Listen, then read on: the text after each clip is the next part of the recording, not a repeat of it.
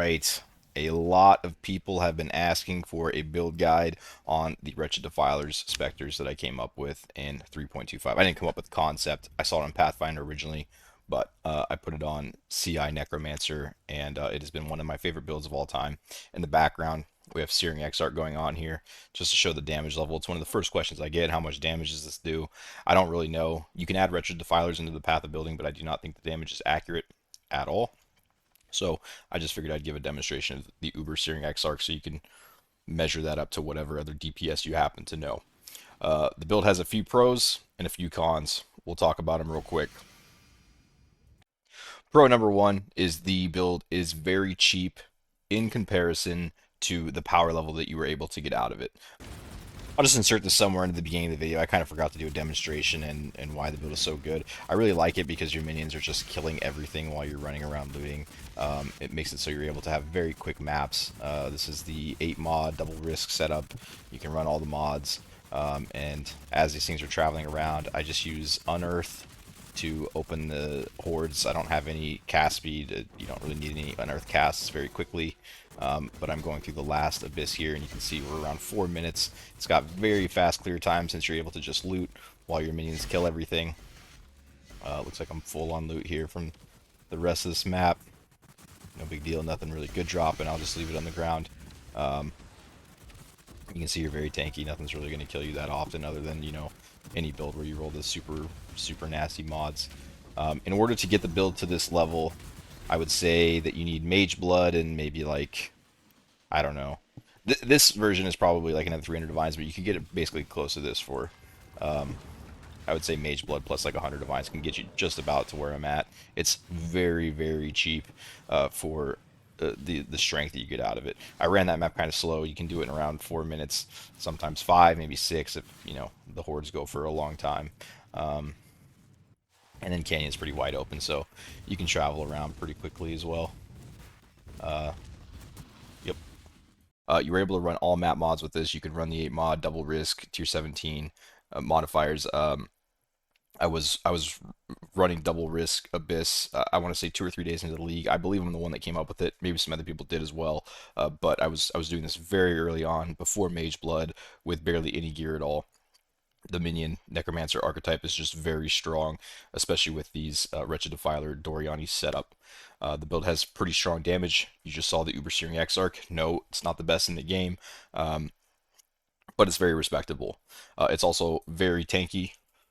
The build has a very respectable 113,000 elemental max hit with a 24,000 physical max hit. You can obviously get builds that are much higher as a phys max hit, although I don't really think you need that. Your ele max hit is what is your biggest necessity when trying to farm all of the tier 17 mod maps, but I'll go into that in a little bit. You also have block and spell block chance. I go to around 50% just because it's where everything works out. You can push it up higher. I do early on, but as my gear gets better and I start having these large max hits, I don't find the spell block and block chance to be as necessary. I will say that getting this ele max hit is really only possible on the CI version. It's one of the reasons I really like to go CI. Every time I see somebody do a life version, they have a fraction of this ele max hit. Not saying it doesn't exist. I don't really look for build guides or what other people are doing on this very often. But everyone I've seen that's not CI is pretty bad on the ele max hit. The resistances and attributes on this build can be very tight, and having to get all of this additional chaos resistances within your suffixes can be very challenging. In general, you have to make too many sacrifices. I've seen people where they do versions of a timeless jewel where they have, you know, the 50% elemental damage taken as chaos, and it's no good in my opinion. It's fine for a starter, but it's not where you want to end up with the build. You really want to end up on CI, in my opinion. Aside from that, the build has incredible screen clear. It's very easy on your wrists. It's basically like playing a Righteous Fire build, only one that actually has damage and a little bit more range on it. It's incredibly fast. So long as the area is relatively open, you're able to move pretty quickly through the maps. Not quite headhunter speeds, and the more shit that's in your way, the less fast you'll be able to go because it's all reliant on shield charge and the spiritual command node. But as you're going, everything's just dying behind you. Need to pull my Doriani's mercenary over here so we actually get our damage. And again, this isn't. There's no Deli Orb on this. There's no life or ES modifiers, so this is a very easy map. But damage is respectable. Build moves quick. The more open everything is, the faster you go. I prefer maps like Ziggurat. The popular Canyon map is also very good for this build because it's pretty wide open. You can just shield charge through everything. For the cons of the build, there's definitely a ceiling on the power level. It's not a build where you can throw 10 mirrors into it and it just keeps getting better and better and better. There are some other options with running crit, maybe doing like crit gloves and taking some crit nodes and maybe even doing a crit uh, Squire shield setup and all this stuff. But every time you change into that sort of thing, it just drastically reduces the defensive levels of this. And I'm generally somebody who's pushing the higher tier content that's a lot more deadly. So for me, this works fine. I ran 140% pack size Titanic Exiles back in Freshia. I will say that was pretty much the ceiling for the build. I was really starting to struggle up around that area, but for anyone who did that content, you know how challenging that content was. You're basically fighting pinnacle bosses with horrible modifiers all the time. And while I was surviving in that content, the specters were no longer able to survive versus that content. So I would say that's about the ceiling of the build is, like 130, 140% pack size Freshia Titanic Exiles with the Titanic Scarab of Legends back in Freshia. All right, now with all that out of the way, I have had a lot of requests for build guides.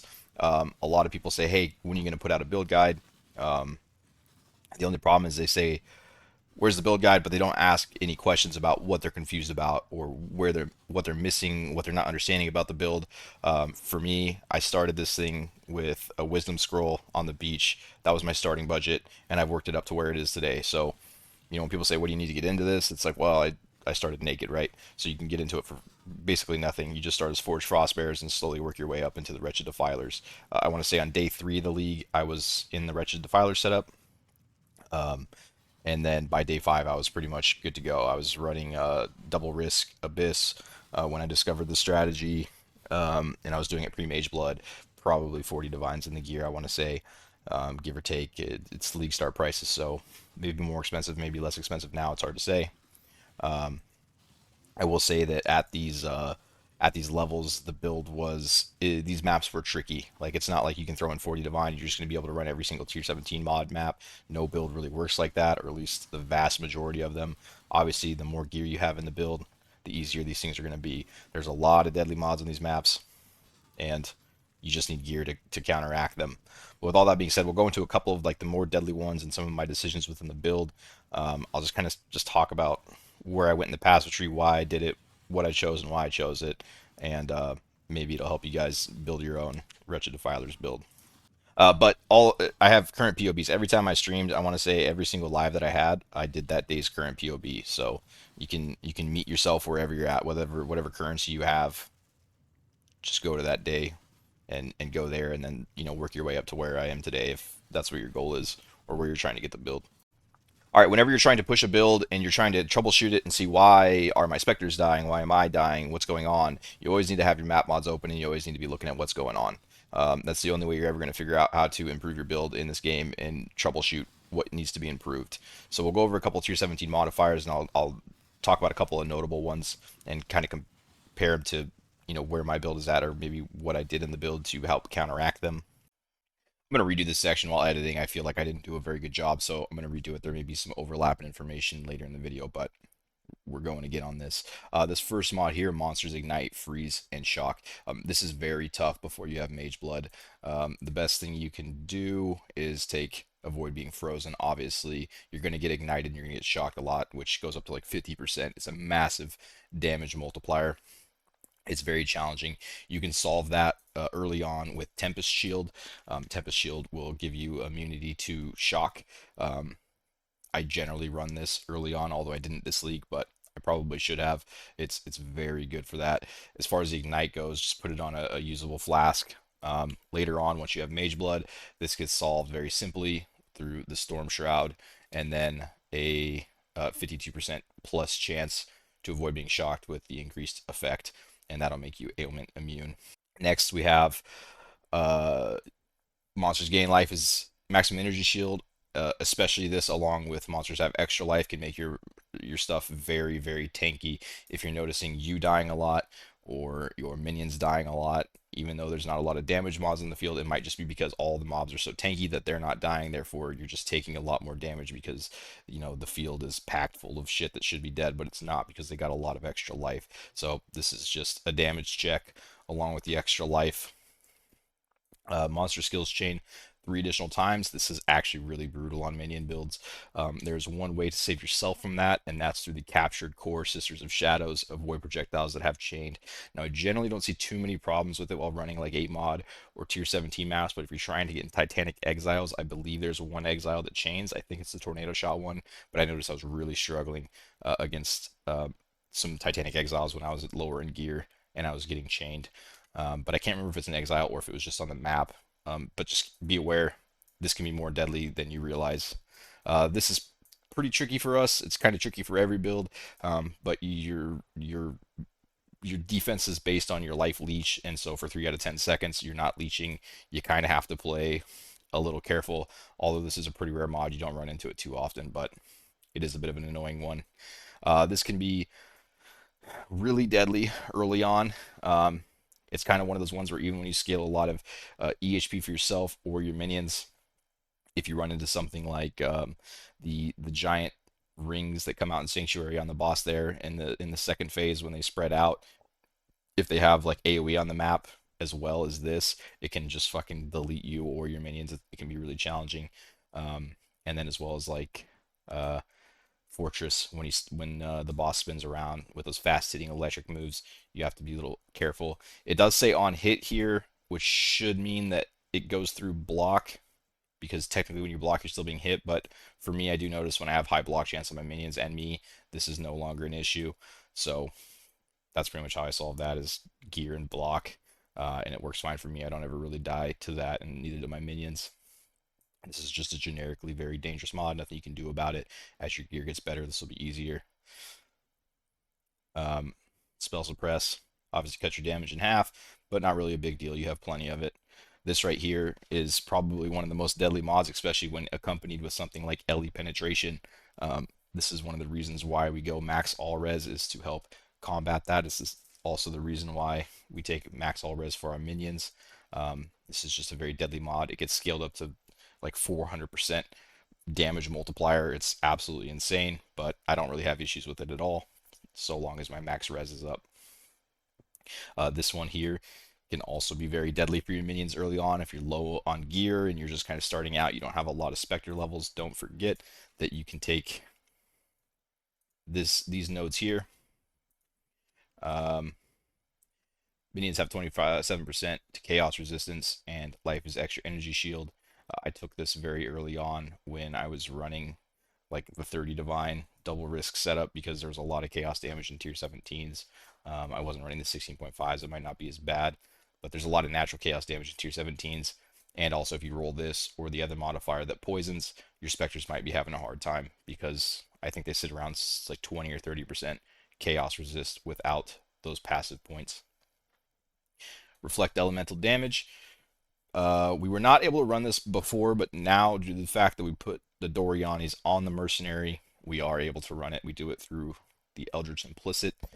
Minions take 50% reduced reflected damage, as well as you and your minions take 50% reduced reflected damage to make them reflect immune. So this is a non-issue. If your mercenary is dying to elemental damage, which they do, this one does die to elemental damage. I still need to fix it. I was running this guy. For whatever reason, he wasn't dying to physical reflect. Now that I've swapped over after finding the unicorn here, I need to solve that. But even when he does die, I'm still able to clear the abysses. I don't really need the Dorianis that much. It's mostly there for boss damage. But we can, in fact, run these. And sometimes you just have to do without a mercenary until you solve the mercenary problem, which I think people have come out with solutions for. So go check it out. I'm sure you can figure it out. Shaper Touch is kind of a problem early on, especially if you don't take the +8 max all res. The Shaper Beam can be kind of deadly for your minions. But once you take that max all res and you get a few levels, this doesn't stay a problem for very long. Volatile cores are not really a problem. As soon as you're over around 9,000 energy shield, maybe 8,000, you can start to tank 1 to 2 of these, and they become a non-issue. Especially around 10,000, you can absolutely tank every single one, as far as I've seen. Um, but 10,000 ES is kind of pushing the top end of the build. Um, Reduced maximum total life from leech. Even though we are completely based around leech, I have never noticed this being an issue. I think it's because the minions leech life for us. This doesn't have any effect on us, so yeah, it's fine. I don't even notice it. It's a free mod. Crit multi is insanely deadly modifier. You really need to be taking care of this. The way we fix this is through Watcher's Eye, reduced extra damage from crit strikes, accompanied with Sanctum of Thought, 30% reduced critical strikes. And if you're still struggling, you can go into the Mastery for the additional 20 to be completely crit immune, or maybe you can get some tattoos for that last 10%. It's up to you. And then aside from that, there's really nothing else. Well, obviously the max -20 and the monsters penetrate. Those are also very deadly mods for every build. Doesn't matter what you're playing. I don't really have an issue with this because my inspectors are generally just killing everything before I get to them. So it's not really a big deal, but generally I do notice when it's there, and I try to play a little bit more safe, because you can die to one-shots when this is up, especially against like volatile cores. The biggest place you'll see this as being a problem is if you're running strong boxes and you get the Frost Nova or the Explode Trap and you're standing next to it, you're pretty much dead. Less defenses is a problem for every CI build. We can absolutely still run the maps with it, but just like minus max res, you just got to be a little safer. Don't go stand in the middle of the pack on a map like this, or else you'll likely see a one-shot. This right here is probably the biggest problem mod that we have. It scales up to like 90%. With how cheap the Abyss maps are, sometimes I open a new one, sometimes I'll clear a few. What I'll say is you can still clear the map with this. It's not like a dead mod. The map's not over, but it is a little annoying. You guys are shooting slow, they're moving slow. It's probably the worst mod that we can roll. It's very annoying, but still playable. We don't do crits, so no big deal here. And Monster Poison I talked a little bit about with the Fizz's extra chaos. But yeah, that's pretty much all the dangerous mods. We can run everything. There are some that are more annoying than others. But the biggest ones are getting ailment immune, crit immune, and then getting your max res up, and then the rest is just getting your damage higher. We'll get into the tree a bit. I think that this is worth all 5 points that you have to sacrifice to get over here. There's no way at all I would not play with this on my build anymore. As soon as I didn't discover it. I played through the campaign with this every time, and then for whatever reason I took it off as my gear got better when I was initially making this build. And then one day I put it back on, and I was like, why the hell haven't I been playing with this the whole time? There's no way I'll ever take this off. The increases and reductions to your minions' attack speed, which is scaled to your clusters, that's scaled to your wand, your rings. I even put it on the implicit of my gloves. It all increases your shield charge speed to make you super fast and have that crazy quick map clear. Absolutely need this, in my opinion. Aside from that, this jewel is obviously very powerful. It gives you tons and tons of ES. I lose 10% of my ES without this jewel, although it is expensive. I understand, if you're on the budget, don't get this quite yet, but you are going to want to work towards it pretty quick. I think this is the best spot that you can put it. You also need to be looking for curse immunity. If you don't have the Mageblood, then just put this on a regular flask just like this, only without the implicit, and put it on use every time it's full, and at least get 80% of the crits reduced from you. 80% of the curses reduced from you. I'm sorry. The large clusters can get pretty expensive as well. Early league, I usually just buy them and then I spam Speed Reforge through Harvest until I get increased effect and 3% increased attack and cast speed. From there, I generally fracture and hope that I hit one of those two, but if I don't, I just Exalt Slam it and I use whatever I can get. I usually, get this cluster going for like 5, 10 Divine, just a worse version of it. And that's how I generally start. And then as I get more currency, I'll improve them into the 4 tier 1 perfect mod clusters from there. Moving down the tree, I think these are absolutely required. If you're not running this, you'll probably notice your minions are dying pretty frequently. You really need to be giving them block, attack, and block spell. Aside from just their general survivability, it especially helps versus the takes 5% to 10% of damage on hit on those tier 17 modifiers, and you really also want them to be leeching life as well, because the ascendancy says that they leech life for you, but they do not leech life for themselves. Same with up here. I didn't always take this, but I do notice my minions die a lot more frequently if I don't. I do think you really want to be taking this, especially with these, big 12 mod, 14 mod maps. The physical additional physical damage reduction is very nice. The 15% to all elemental resistances allows them to cap the 8 to all maximum resistances, and moving while bleeding is actually pretty big. These guys have a far shot mechanic. They want to run far away before they start shooting because they do more damage. It's kind of their natural AI. And when they're bleeding and they start sprinting all over the place really quick, you'll notice they die quite a bit, especially to Titanic Exiles. You cannot do Titanic Exiles without this, or they'll just be dying all the time to bleeding.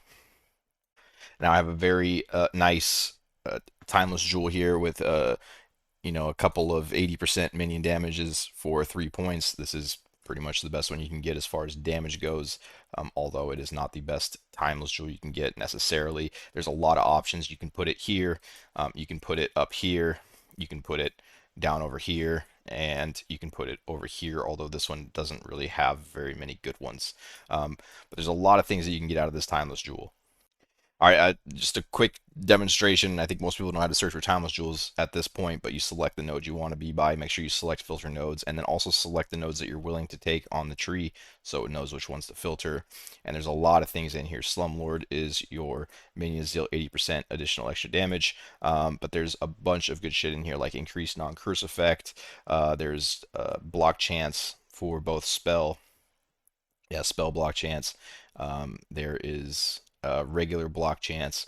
There's a couple other things. I know you can get endurance charges in here, which is generally what I do. Even 80% increased armor is pretty nice for your phys damage hits. There's quite yeah, notable endurance charge on hit can save you from having to get the small cluster enduring composure. There's a lot of good things you can get in here. I generally reservation as well. It's another good one. Tons of good things you get in here. Generally, I'm looking to find a double minion damage one with something else that I'm going to find beneficial for my build. The way you do that is select 2 on the last number here. This will guarantee that whatever jewel you find has at least access to 2 of these nodes, right? And then if you say want to add in some reservation on here, then you just put a 1 there, and there's none. But I also didn't select any passive points. If you were to do this, you would go in and select all the ones that you can reach for 1 point with your uh, impossible escape jewel, and then you get 1, right? There's your 12% reservation and 160% damage. This is a great jewel. I don't know if there's any on the market, but you kind of get what I'm saying. There's a lot of great jewels you can get. Just find 160% minion damage and then something else beneficial.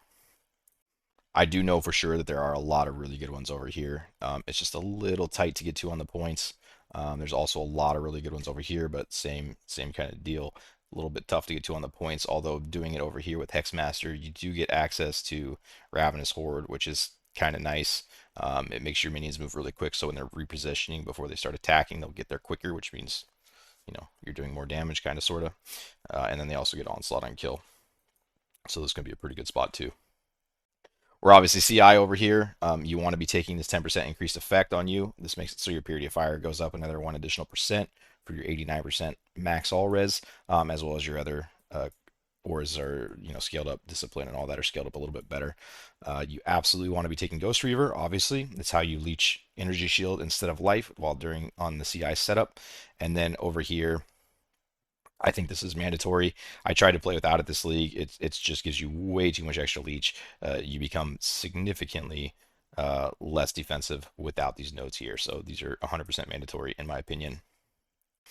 All right, now we'll go over the gear. The core concept of the Wretched Defilers is these are very fast clearing screen wide minions with very low damage. However, through the interaction of Doriani's prototype, it reduces the enemy's lightning resistance.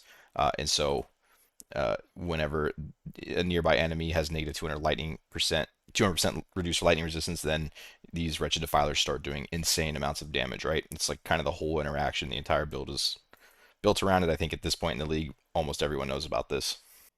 Um, what mercenary you want to pick? This is the best one for sure. I saw Gun put this up, and it's by far going to be your best option. 15% increased area of effect with a double 80% or whatever increased aura effect for Zealotry with the Zealotry Wrath.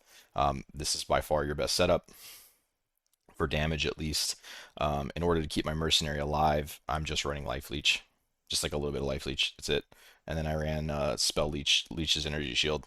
This keeps him alive during all the shitty maps that I'm running, all bad modifiers. It's very cheap to get going.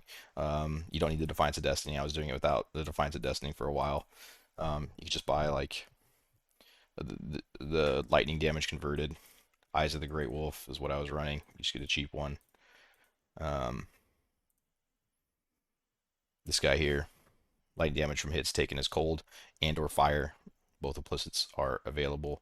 And then yeah, just a little bit of leech. Obviously, it's not the best setup. You can go more crazy than that. But this is a very cheap setup. You don't need the weapons. All you really need is the Dorianis and the reduced lightning resistance, and then you can work on the rest from there. All in all, that should be, maybe 5 divines to get up and going, and then you're set. You can swap over to Wretched Defilers. I was running this one for a long time. This one is also very good. I was doing a Gravebind rarity setup. I think it works. Some people say it doesn't. I can't really confirm. But again, I just took some high physical DPS weapons with some life leech on them. Life leech on them. I got determination from him. I got vitality, and I got endurance charges, which I'm getting endurance charges through the armor, but they take 40 seconds to stack up.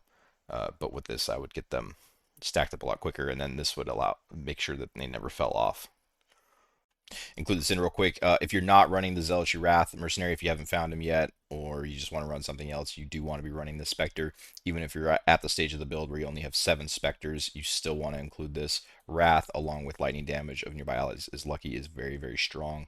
And sacrificing one of your Spectres for this, I would say, is absolutely worth it. I would say that this is one of the cons of the build, and kind of just like you get all this power for cheap, but this is sort of a cost for that, is that you got to buy this guy occasionally because he does die. He doesn't leech as well as the Wretched Defilers, so he's going to go down occasionally. Usually I only lose him like once every 2 or 3 days, but occasionally I'll lose like 2 or 3 in a night. It's pretty annoying, but generally it's in content that's paying very well, so the 60 chaos I don't really give a shit about. It's more just like having to trade for him that I find annoying. But this is what you use along with your Spectres if you don't have the Wrath Aura. Talking about vitality real quick, another option that you can have, I actually did this in Fresh It, and it was a really comfortable way to play the build, is I went into Zealot's Oath, and then I took the increased life regeneration here. I took the 1% life regeneration here. I think I took it in a couple other places, but I can't remember off the top of my head. But all in all, I had something somewhere around 1500 life regeneration per second. It made this build so incredibly comfortable to play. I actually really love the setup. I put life regeneration all over everything. It was a great way to play on a low budget. Oh man, like the Katarina fights day 2 were so simple in comparison to what they were for me this league. This note here says that uh, you cannot recharge energy shield, but it does not say that you cannot regenerate energy shield. So your regeneration absolutely does work so long as you're running Zealot's Oath, and it can be very comfortable and a lot smoother of a playing experience with high regen. All right, now we'll get into my character's gear a little bit. Obviously, you need that Doriani setup in order to start playing the build. The next thing you need is going to be, well, you don't need it, but I would suggest it, right? You're going to want to get the Wraith Lord at this stage of the league. This is very cheap. Um, we're looking at 40 chaos to buy this helmet now. It's absolutely dirt cheap. It is the first item that you should get. If you don't have a necromancer, buy this before you even start the campaign. You can throw it on at level 31, I think, and you'll get through the campaign like faster than just about any builder is out there, just shield charging with 8 specters out or 7 specters, whatever it is. That's the first item you buy. Everything else, just don't add in the expensive modifier, right? Like on the boots, the +2 level to all raise specters are what makes it expensive, as well as the +3 max fire res. I was at 90% all res pre Mageblood by just using the what is it? Forge of the Phoenix shield. It gives you the +5 max fire res. You can also use Aegis Aurora that gives you +5 max cold resist. Although you don't get benefits from the block and the armor energy shield because your armor is too low. So I just went with the Rise of the Phoenix, I think is what it's called, along with the Fire Flask and Purity of Fire and Melding of the Flesh. Melding of the Flesh, I would pick up very, very early on. I think I picked this up almost immediately as how I was start. It was how I was able to do these really challenging tier 17 maps. You really want to pick that up ASAP and get your max res up. Chest is the same thing. Just don't grab +1 maximum number of specters if you're starting out on a budget, right? Just get a big energy shield chest with resistances and strength or dexterity or intelligence or whatever else you need. These gloves are very simple to craft. Don't get high quality ones. Just get, basic warlock gloves and spam intelligence or dexterity or strength or whatever essence you need to until you hit some resists, and then just use some Eldritch Chaos Orbs until you hit a decent energy shield. Again, you're aiming for something like this eventually, but you can build a much cheaper version of this early on for very, very cheap. The shield, as discussed before, just use a max fire or cold res one. The amulet is a little bit expensive right now. I think 18 divine, yeah, it's creeping up. That's gonna be tough if you're on a budget. Just get a +1 all skills amulet. You don't got to go crazy with this. Just get something simple for your rings. I've made a couple demonstrations of how you make these. You just get a regex for magic items from POE.RE, and then you roll these around until you hit, tier 1 at cast speed, tier 1 minion damage, and something else. And then you just recom them together, and you can get a triple affix one where you can craft on Energy Shield and then Exalt Slam from there. Just craft on the 3 most important mods that you need. These are basically free to craft aside from the dust that you'll need to get. Just put bone rings on your loot filter, and they're very easy to get. The wand, minions are aggressive, is 100% just purely luxury. You do not need this mod. I like to get it very early on because it's very cheap to get early on. It cost me like, I don't know, a divine or something like that to get this, to get like 5 of these, and then the fracturing orbs on top of that. It was something like 6 divines or something to get this fracture. But early on, don't get this. I would say get like an 80% fracture minion damage wand or something like that. It'll make your wand easier to craft. It'll give you more power level. The only reason I'm using aggressive is because your entire build is based off your minions attacking and leeching energy shield for you. And if you play the build long enough without aggressive, you'll see that they stop attacking every once in a while. And for me, it's just kind of annoying when I'm in like a really shitty spot and they just stop attacking for whatever reason, and then I die. But you have other options. You can do another Raise Spectre gem and link it with minion. Minions are aggressive. I don't do this option very much because the Feeding Frenzy is what I'm thinking. You can link it with Feeding Frenzy and put your Perfect Spirit of Fortune on Feeding Frenzy if you decide to use a Perfect Spirit of Fortune, which I no longer am due to the mercenary that I found. But I generally do if I don't have that mercenary. But yeah, aside from that, if I had to pick like a build order, I would say get the helmet first, get some big ES, chest, gloves, boots. Next to that, I would craft the wand next. I would craft the rings. You just craft these as you get them, right? You put bone rings on your filter, and once you get enough to recom them, you just craft them whenever you get access to them. Once I have that, I would get some mediocre cluster jewels. And then after that, I would focus on probably getting Replica Dragon's Flight. And once I had all that together and I felt like I could farm all the tier 17 mods like relatively comfortably, then I would start working towards Mageblood. And then once you have Mageblood, you can start swapping out your shield because you'll get a lot more max res from your flask. You can start working on these boots. Pretty much all this stuff has been crafted live on stream. I also have a video on how to craft most of this previously in my channel. I think it's called 410% Rarity Spectre Craft Guide. If you go back far enough, the video is a little long. I was pretty shitty at making videos. I haven't improved much, but I have improved a little bit. That one is a bit tough to watch, but it shows you how to craft all of this shit. So I'm not going to go over a whole crafting guide again today. The only thing I will say is I didn't have this in there. If you want to be able to get these specters onto a Twilight Regalia, I will give you the notepad that I have. This is how you do it. All right, my boy Butters hooked me up. a couple of leagues ago. This is talking about a suffix with the incursion gloves. However, +1 to specters is a prefix, so just do the opposite of whatever this is saying. I think it says to fill, and yeah, instead of double suffix, you would do a double prefix, I believe. Just kind of glancing over this item have full prefixes, and in this case, you'll do full suffixes, right? You just flip everything around because it's a prefix and instead of a suffix. And then you recom the +1 specters onto the chest of your choice, and then fracture and pray. Um, but I think that's really all I got, man. I don't know what else to say about the build. Everyone asks for a build guide, but they don't tell me what they're not understanding. To me, I mean, I think it's a pretty straightforward build. You get Dorianis, you reduce their lightning resistance, and then you just try to get as much minion damage and survivability as possible. But as always, if I didn't cover something that you're still confused about, just ask me a direct question. I always respond to comments, or at least the majority of them that I see. Or, if I end up missing it, then stop in a stream and ask away. But that's it. That's my build guide. I'll post the POB, pretty much the endgame POB, and just do your best to get as close to it as possible. And if you don't have the currency for, say, this, then just go with basic ES boots and apply that to everything, right? The Ghastly Eye Jewels just fracture something and spam speed or lightning and then Exalt Slam. That's really all you can do. You can do it with maximum energy shield. You can do it with increased damage if you use a minion skill. It's just harvest and Exalt Slam and pray. Annul, Exalt again. That's all there is to that with these. They're just annoying to craft. Um, and then lastly, once you get your Mageblood, sorry, there's a lot to cover. I'm kind of all over the place here, but this will help you tremendously with tier 17, so you stop getting shocked and ignited and shit. But you don't really have a use for this until you get your Mageblood. So, but this is the first item I buy as soon as I get Mageblood. This is also the ailment immunity for tier 17 modifiers is big.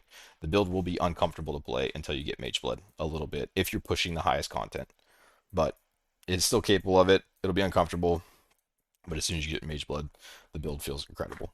Everyone that I know has tried it this league is like having the time of their life. They're like, dude, I see why you've been fucking playing this ever since you made it. And 3.25 is the greatest build ever. So if you haven't played it, I encourage you to. I have a strong feeling that Dorianis will be nerfed after this league, just based on how prevalent it is. So this may be the last league we're able to do this. So yeah, don't miss out. One of the best builds ever, in my opinion.